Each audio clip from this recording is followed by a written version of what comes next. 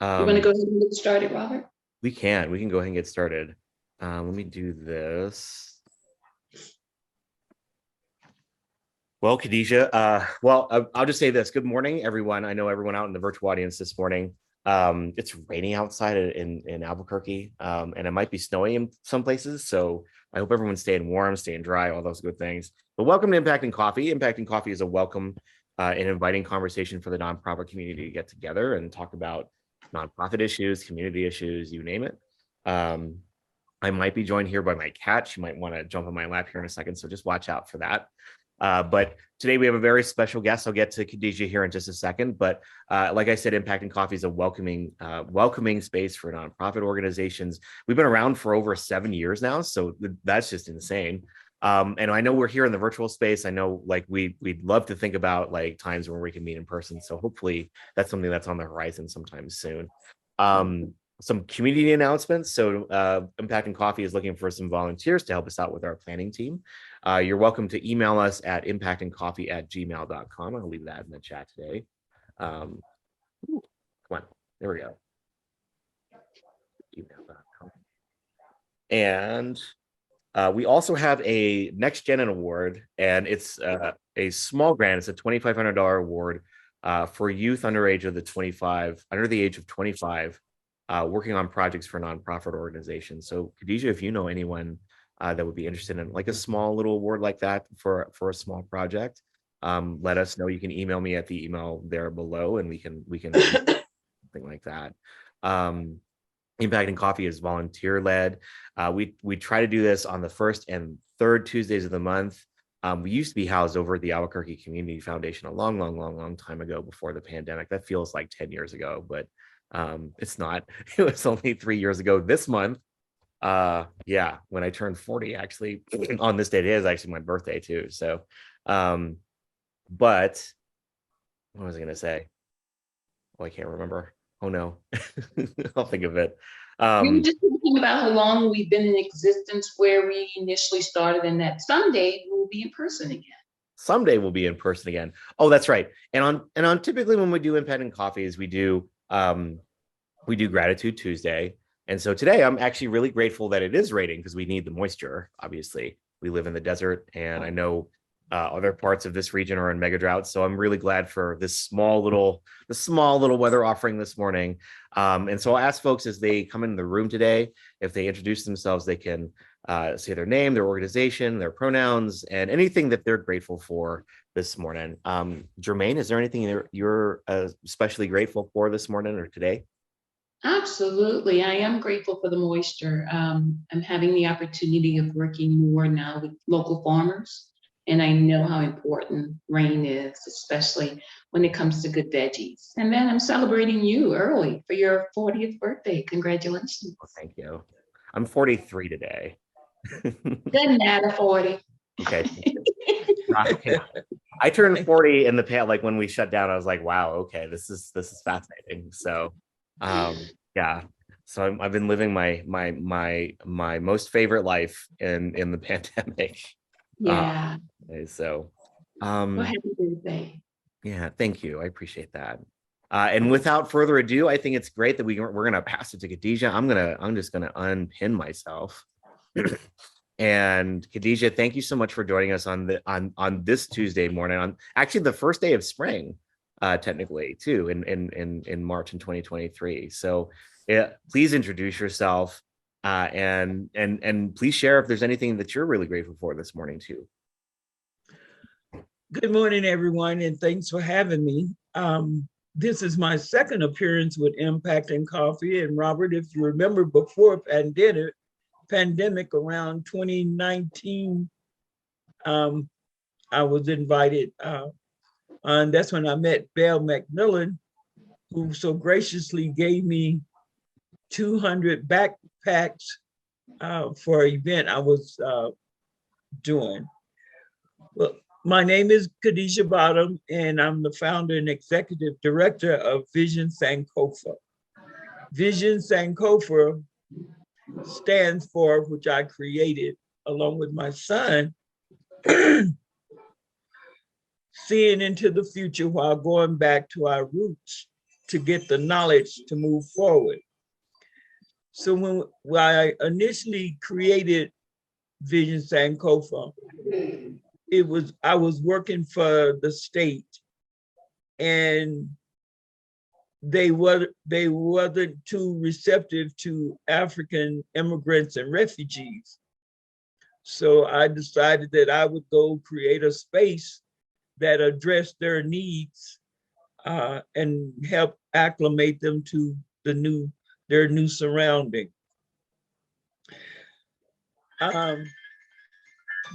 Excuse me.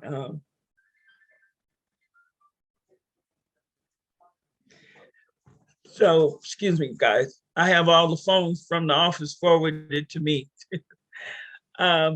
So in the process of doing that, I was fortunate enough to meet Gabrielle, who's no longer with the foundation, who helped me become a recipient of funds from the Albuquerque Community Foundation to pursue the work with helping the refugees get better housing accommodation, language classes, and even as far as reading their mail to interpret for them. It was, we started doing the whole 9 yards, you know, of helping them. We placed ourselves in their shoes. What would I need if I came to a country that I know nothing about, but it's to become my home? So we got involved with pretty much every organization that worked with refugees. And then we also didn't target, I'm not gonna say target, but another area of concern became the Black youth as to their educational deficits. So moving fast forward with that, then as I was going to work one day, there was a lady laying on the sidewalk, halfway in the street and halfway off the sidewalk, and I panicked. So I hurry up and parked my car and ran out there to see about her. With my little nursing training, you know, I was able to put my hand to her mouth and saw that she was still breathing. So then I had a bottle of water and I sprinkled it over her. And so when she come to, I could tell she was still highly intoxicated. And I was like, "What are you doing?" And she says, "Well, I'm waiting on the church to open. They say I could sleep there tonight." And I says, "I think you missed it because it's 8 o'clock in the morning." And with that encounter, I just started looking up the street. My office was in the area of San Mateo and Catherine. And I just, after I made sure she was okay, got her something to eat. Then her gentleman friend showed up and they just sat there. And I just got in my car and started driving around the area. And I was like, something's not right here. So I contacted the city councilman. I was like, "Councilman Davis, all of these people sleeping on the street and stuff, what's and especially at that time, Wilson Park." So that became another interest. So now Vision works primarily with the refugees and our unsheltered neighbors, is what I call them. Doing the search for trying to find out how to help, I became president of South San Pedro Neighborhood Association, which is the largest neighborhood association in District 6. And so from there, I just started looking at what was some ways to actually help minimize the situation, because I don't feel that we will ever completely eradicate homelessness. So I became very involved with the city's homeless programs and their initiatives and committees to do that. We are now housed at the Gateway, but we have our own building. We have our own building where now we are able to provide therapy. We have a therapist on deck for our, it's not just for our unsheltered, it's for anyone who comes in and access our services and feel that this is a good fit, that they need therapy. And then we had, so I don't know how many of you do know that the city opened an emergency winter shelter, and the men's department, the men's shelter is on the first floor of the building that I'm in. So we created workshops. My thing was they was putting 25 men downstairs and 35 women catacornered in another area of the Gateway facility. So we created workshops primarily for them in job readiness, life skills, soft skills, financial literacy, and just group sessions. And my thing is, I know people say, oh, okay, just get them in a house, get them in a house. Well, if I've been living on the street for the last 4 or 5 years, all of my domestic skills have kind of went to the wayside.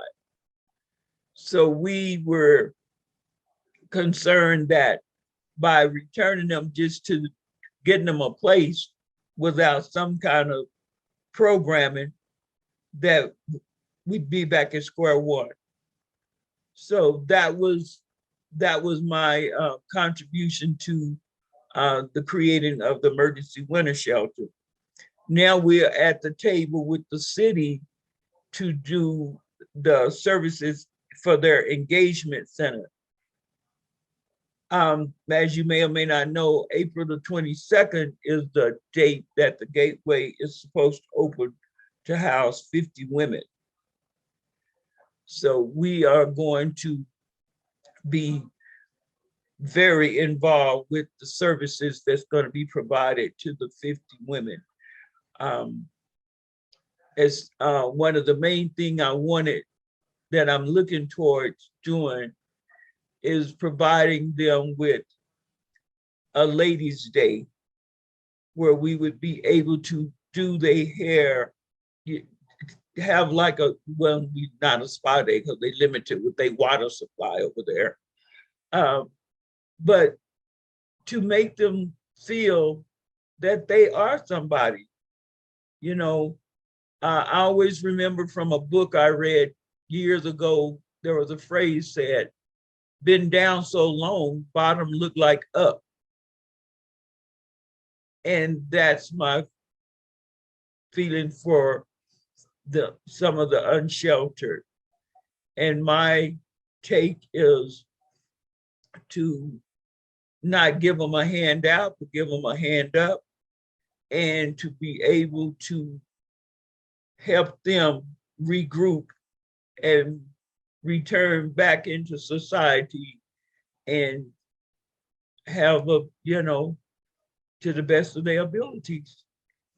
So some of our resources that we offer, as I was saying, is that we do the government applications. We call everything government. For those who need IDs and TANF, we do, and I have to give the shout out here to Jermaine with the housing stability program that she was managing. We've been able to help people secure housing, maintain housing, obtain housing. We've gotten landlords to look at folks from a different lens, you know, to be able to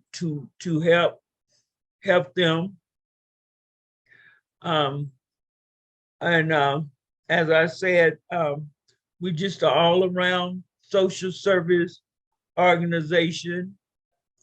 One of my other phrases is helping the least, the lost, and the left out. You know, that's what I say that was my charge from God to do. And I truly like doing it. And I appreciate you guys for, you know, allowing me to give you a snapshot of what Vizionz-Sankofa does. Also, what you'll be seeing and hearing more of coming soon is the International District Family Resource Center, which is actually where we are housed. We received capital outlay money a few years ago to obtain a building. So the city, when they got the gateway, everybody kept saying, well, go over there, go over there. And I was like, no, I don't want to be over there. I want to be on my own. And when I went over to visit and I saw this building standing by itself, I said, okay, let me have that building. So we are over there, and it is the International District Family Resource Center, and it is open to any and everybody who needs services. As I said, we have a therapist, we have an attorney who has been helping greatly with evictions and other housing issues for some of the tenants within the community. And we have our outreach workers and our case managers. So we are excited to see where we'll be this time next year after Gateway opens up. We accept referrals, or we accept walk-ins. We're not that stuffy, so to speak. You know, we want to help, and the door is open. You know. So that's pretty much it. Khadijah, can you speak a little bit about not just understanding housing and not just understanding finances, but also creating opportunity to become homeowners? Can you talk a little bit about, you know, how the Resource Center can support that dream for so many, not just immigrants, but individuals who've been here all their life and never thought they could become homeowners? Funny that you said that. April the 5th, HomeWise is doing a presentation at our office on the road to home ownership. Because I was, you know, with the housing stability, you know, we always looking for ways to make sure that people, you know, stay housed. But with the rent hike, it became evident that it was almost better to try to purchase a home than to be paying these outrageous fees for something that's not yours, you know. And so that's one thing we're looking at. We're also looking at programs for people on fixed income. You know, we have a lot of people, you know, seniors on fixed income, and they rent exceeded they allotment. And so that's a demographic of potential homeless folks. So that goes to show you that, you know, you can't categorize everybody as just wanting to be homeless. And why? You know, if the rent is more than my income, what am I going to do? Can you talk a little bit about how the Resource Center is providing job training? Because that's another issue. If my rent exceeds my income, then how do I better my situation through job training? Well, at this time, what we're doing is we are kind of zeroing in on the folks we have help with the emergency rental assistance. So when the money when we was given notice that there would be no more, not that there was no more money, that they were not taking any new applications because the money was nearing the end. So we started reaching out to those who had applied through our office to tell them, come, let's look at your, we went back through and we looked for those who applied with zero income. And then we looked at income per household. So we reached out to them and would have them come in, and we started doing job search. And we've been able to place a few people on jobs just by, we was attending job fairs. I would send my team to job fairs and tell them, okay, go find out who's hiring and what their criteria is. You know, we was primarily looking for those jobs that you didn't have to be an English major, you know, or you didn't have to have degrees. You know, we was looking for those, the skills. We were looking for what can we do. And so we're still working that angle, because it's really not getting any better, the job market and stuff. So we also offer the we help with the resumes. We even provide transportation to and from the job, you know, whatever it's going to take to help someone get up out of their situation, we kind of help. You know, one other aspect that I appreciate most about your program, Khadijah, is the fact that you're focusing on building stronger communities. So can you share a little bit about the festival you just hosted, your first annual event? So for Black History Month, we hosted Sankofa Fest. That's what we call it, Sankofa Fest. And what it was is we brought together folks from various African diaspora to get to meet and talk about building a stronger connection. Because when you check the box, we all Black. So we was like, my thought behind Sankofa Fest was, we're stronger together. Like some of the issues that each of the groups have is no different. We all have a lot of the same problems, especially being of the Black diaspora. So Sankofa Fest was to bring people so that they could talk about it, so that they could voice how they feel about working with each other, you know. And it was a wonderful event, and we are continuing the dialogue. We had a radio station there, wants to continue. We also have a podcast, you know. We just want to bring the communities together for the greater good of the people as well as the community, you know. We, as president of the South San Pedro Neighborhood Association, working with the Economic Development Department to see, like I tell everybody though, until we can really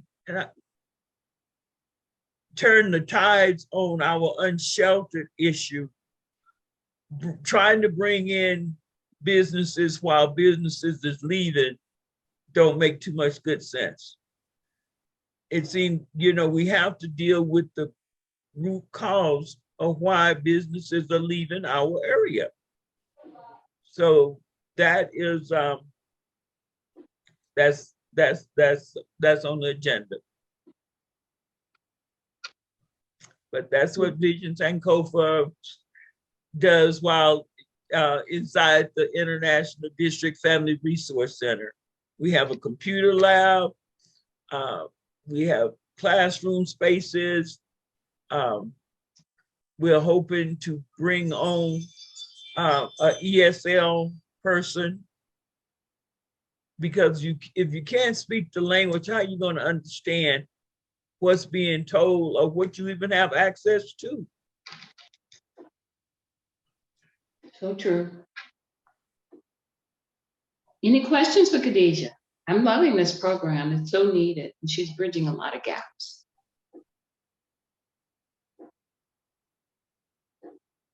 So do you have any other events coming up other than the HomeWise presentation? We just left Hobbs doing what we call, so Vision is also connected to Presbyterian Hospital REACH program. So we are pushing out the information that coming up in May, the vaccine will no longer be free. And we went to just listen to the residents discuss their pros and cons about the vaccine, the COVID or the flu. So we've done several of those. We did one particular with the refugees. We also, matter of fact, this coming Sunday, Vizionz-Sankofa will be hosting a Women's History Month program highlighting Black trailblazers of New Mexico. I don't like to age myself, but two of the ladies that we're highlighting were my 3rd and 4th grade teachers. Wow. Wow. That's amazing. Yeah. Thank you for what you're doing. So appreciate it. And so does the community.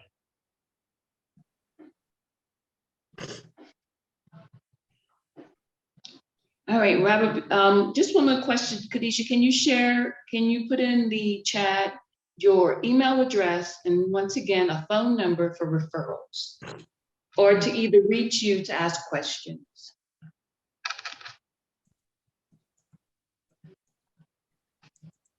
The resource that I utilized, Khadijah, was for when any agency had any questions about referrals or trying to seek services for anybody. If they were in Albuquerque, I send them to Khadijah because she is the queen of resources. So I highly recommend everyone to her facility. And Khadijah, when do you plan to do your ribbon cutting ceremony? Anytime soon? No, the work is too great to stop to do ribbon cutting. I'm here. They are getting ready. We have our banner, we get ready to take pictures. They're going to put the banner on the wall of the building. We don't really hate, I just laugh at that, Jermaine. I would like to, but I have too many unsheltered folks that I need to see about, The door is always open, by address, I'm always, someone is always there. You can just, call, say, hey, Khadijah, we're in the area. We're going to drop by and check your place out. We cool with that. But as far as a big ribbon cutting and whatever, I'm going to cut the ribbon when we get our unsheltered off the sidewalk. Yes, ma'am. Any questions for Khadijah? I know some individuals have just came in late, so please take this opportunity to ask about our resource center. It's amazing. We also, well, with all the donations we get, and when the men's shelter on the 1st floor of the building ends April the 22nd, we're probably going to open up a mini, we're not going to call it, well, like a little thrift store. Mm-hmm. Nothing will be for sale, but it will be where, folks can come and and even those who not necessarily homeless, but we offer, housing supply, household supplies. We just kind of want to help all the way around, because like I say, I work closely with some of the property managers in the ID area, and I know people are just struggling, just straight up. They really struggling, A lady called yesterday just needing some soap, toothpaste, and she have this is a refugee. Well, they still refugees because they haven't become citizens yet. And she has eight kids. And when their household was at 9, but when she had her last baby, the complex put them out, because now that it was 10 in the household, but we're talking about a newborn baby that caused them to become unsheltered. Right. So we offer a lot of stuff. I'm not one for always asking about. I just looked up, getting ready. I just noticed where for it say, where can we take donations of household goods?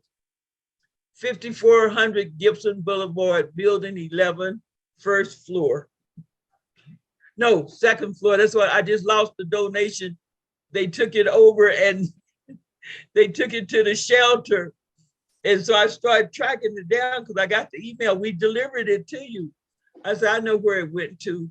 So I go downstairs and they was like, we were just told it was donations. I said, yeah, but that's okay.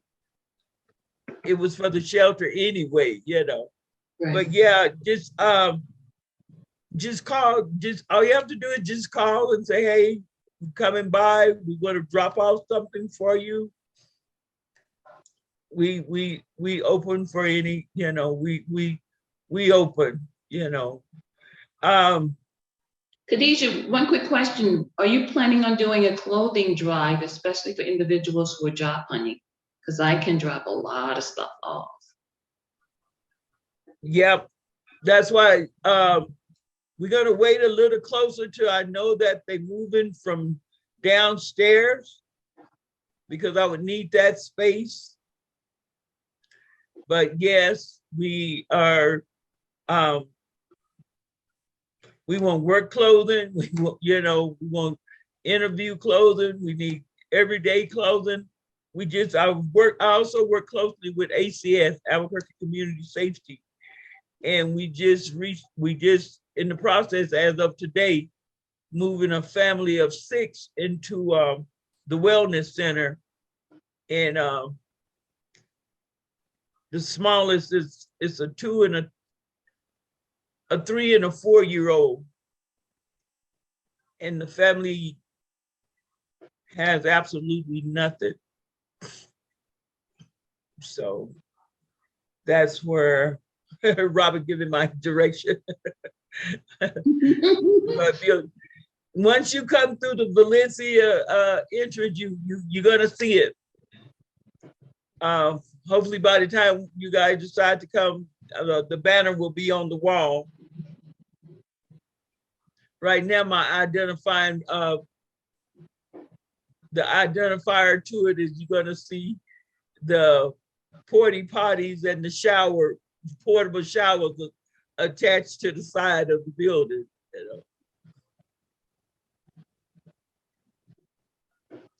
And look, reach out to the local department stores to see if they can donate you some clothing racks, because that'll be so much easier when clothing come. You just pop them on the racks and see if you can get the cleaners to donate you some fingers.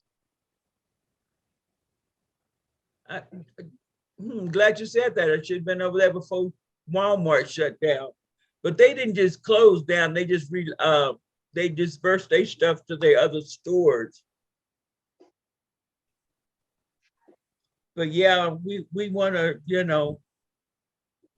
I want the unsheltered and those who are really struggling to know that they have a place that truly understand what they're going through without any judgment. It's like, hey, it is what it is. Let's just put together a plan and try to come up out of it. We know we're not going to be the guardian angel for everybody, but for those who want our help, we're willing to give it. Yeah. Could you talk a little bit about like the Walmart closing and how that's had an effect on y'all in the Southeast Heights? Not y'all, I'm still devastated. My kids laugh because I was always in that store, always in that store. So yesterday, my granddaughter in Houston texted me, "Oh, Grandma, they shut your Walmart down." I was like, so if I take it like that, think about all the little folks who was catching the bus over to that store. We have nothing else in here. You can't go shopping at 7-Eleven. You can't go, I still call it DiMaggio's. Family Dollar closed down over on Gibson. So I do know that government officials are in, closed door sessions at how to bridge the gap, but I haven't heard of anything concrete yet. So it's already a sad situation, so to speak, about what the residents of this area have to go through. And that was what I was alluding to when I said bringing in businesses when businesses are leaving and you're not addressing the issue. It's, I don't know, for those who are sitting in decision-making chairs, I think they need a crash course on reality, but yeah, I don't know, I just, and we have a lot of seniors, you see people all the time pushing their little carts, going to Walmart. So I don't know, I'm hoping that they come up with, an idea soon. But at the same token, as I keep saying, bringing in businesses when businesses are leaving and you not addressing the issue as to why they are leaving, it's going to be hard. It's supposed to be hard down here for a while,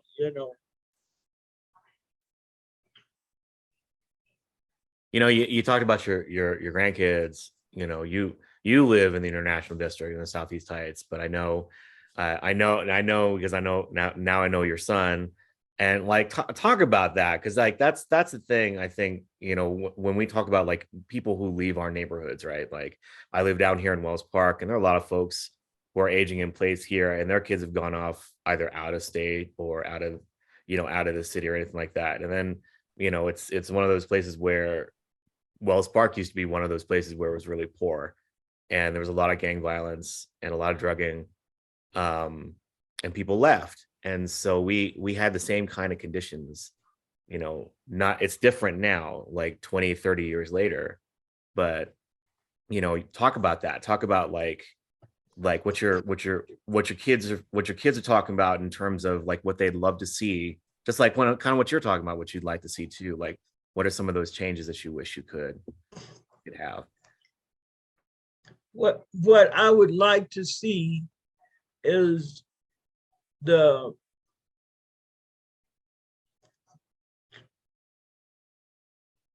resources placed in the area to really combat some of the causes of homelessness. Although I'm always looking for a silver lining. So with Phallus being closed down, I see that as opening up a training center. The things that we need in this area are in other areas, but we can't get to them. So why would you not want, I mean, I don't know, I kind of call it like common sense. Why would you not bring the resources to the area that would help the area? You know, if we had a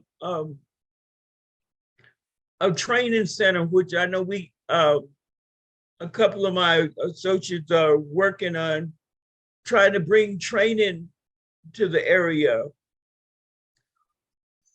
increasing our daycare places. When I first moved over in this area, we had 24-hour daycares. But due to the number one issue, everything started closing as soon as it got dusk. So my thing is, I tell, you know, when I'm at meetings, I say, we always talk about the homeless folks, but we don't talk to them. You know, and I'm waiting on the weather to get better, because they always talk about we having a town hall, we having a town hall. I want a town hall for the unsheltered. I would like for them to gather and really voice how they feel. And by, you know, like I say, you know, I know we're not going to be the guardian angel to eradicate homelessness, but to give those who are in that predicament the feeling that, hey, they really care. They really want to help us get up out of this situation. Not they just want to push us somewhere and get, and so, you know, we're not seen, you know. I think that that's part of the pushback that the city is getting by going around just shutting down these encampments, you know, and throwing away people's stuff. You know, someone posted a picture the other day where somebody's wheelchair that got put on the trash can. But I just feel like if the approach was a more humanistic approach, that we would be able to reach more of the folks that's unsheltered. And that is something that I'm looking forward to doing as soon as the weather get a little better, you know. That's just, you know, until we actually are able to help and provide more services. You know, we have what, Matt, and everything here in this area is a few days. If I go in drunk, by the time my time is up, I just sobered up. But then I go back out the door, so I'm going right back to my buddy that got $2 and I got $1, and we're going to get drunk again. So there is no real measures that's being put in place, you know, to help them. We opening up the gateway for 50 women, and we still probably got another 150 standing on the sidewalk. So to bridge those services, and that's what the Resource Center hope to do. We're not just focused on the ones that's in the gateway. We want those, because we may be able to help some of those on the sidewalk quicker than we can the ones that's in the gateway, by getting to know them, by talking to them. You know, so, all right, you guys, that's, when we get to talking about my unsheltered neighbors, I can go on and on, you know, as to what I think would be a better fit for trying to help out the situation.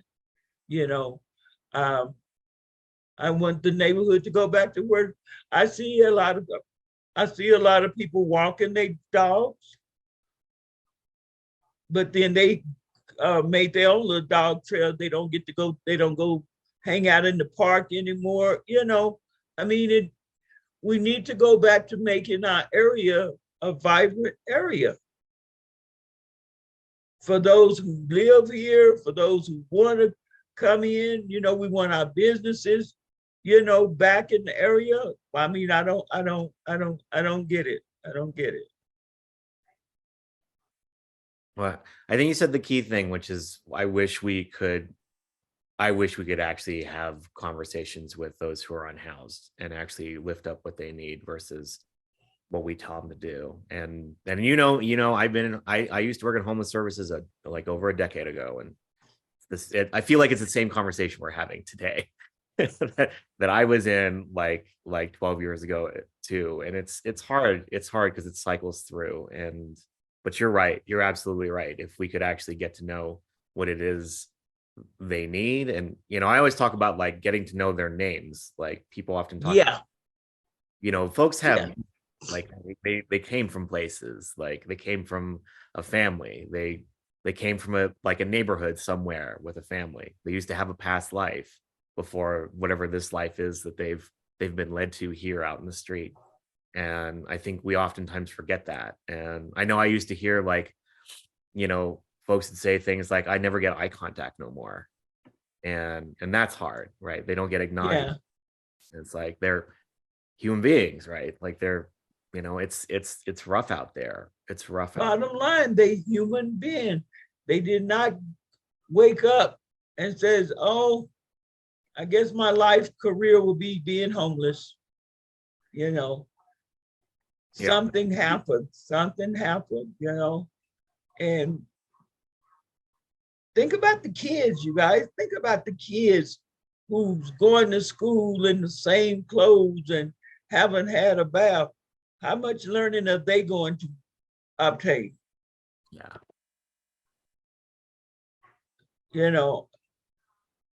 Feeling like they got the scarlet letter. Everybody know, oh, that's the homeless kid. Not that that's Susie. Oh, that's a homeless kid. Yeah. So. Yeah.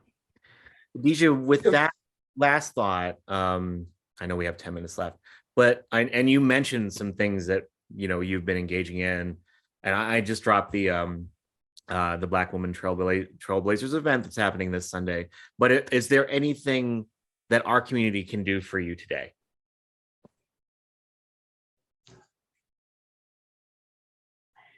Yeah, you guys can.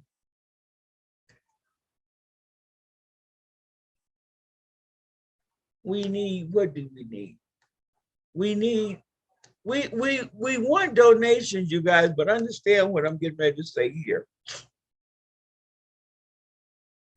I prefer to be able to get gift cards, because you may bring me something and then I get a family that needs something else, and as far as clothing and things like that,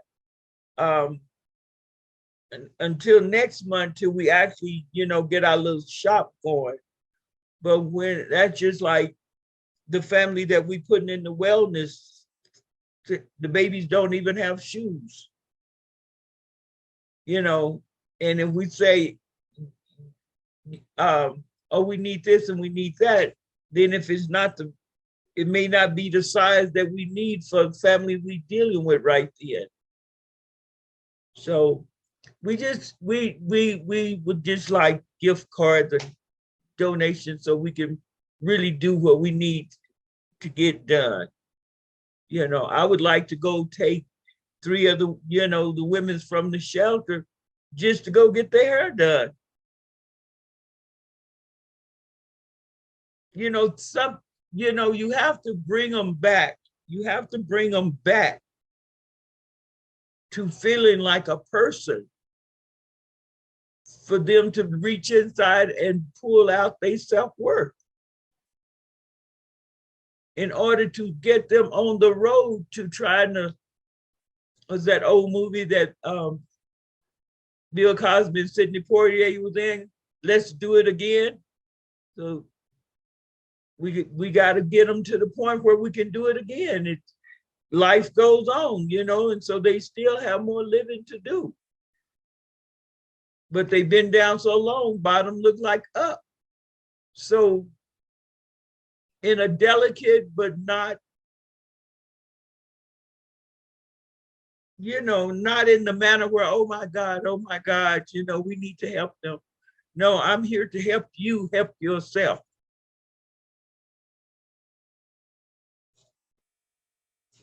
That's it, you guys. Thanks, Khadijah. I know that was our last question, but just for us, but is there, if anyone has any other questions? I know support asked, do you want Black women trailblazers pronoun social? Yes, we can do that. Yeah. Thank you, support. I appreciate that. We'll do it on Impact and Coffee as well. And just and I'll just open it up, like Jermaine or Emily or support. Do you have any other questions or comments or anything like that you'd like to share?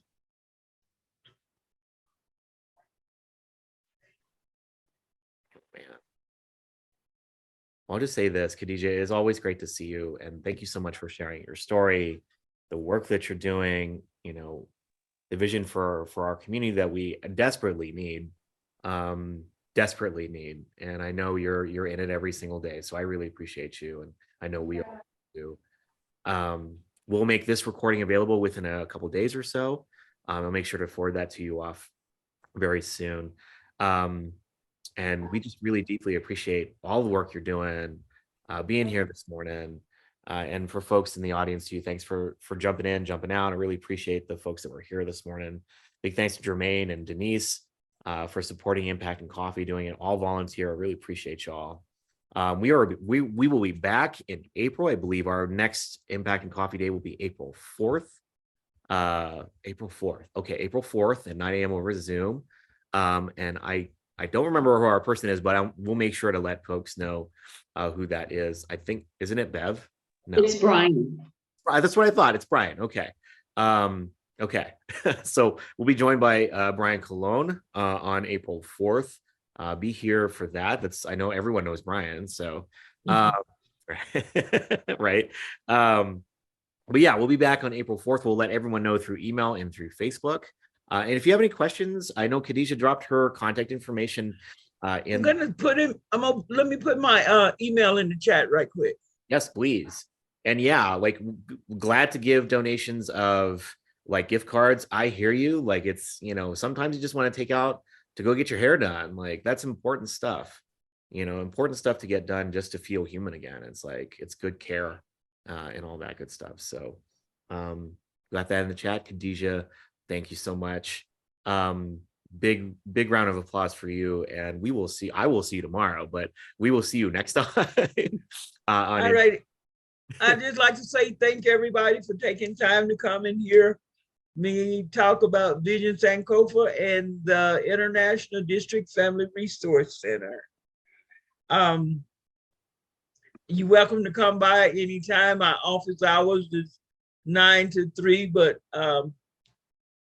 if you can't come till after 3, then we'll stay and wait for you. Awesome. Thanks, Khadijah. That does it for Impact and Coffee, folks. I hope everyone has a really great rest of your day and your week. I hope everyone stays warm, and we will see you next time. Take care, y'all.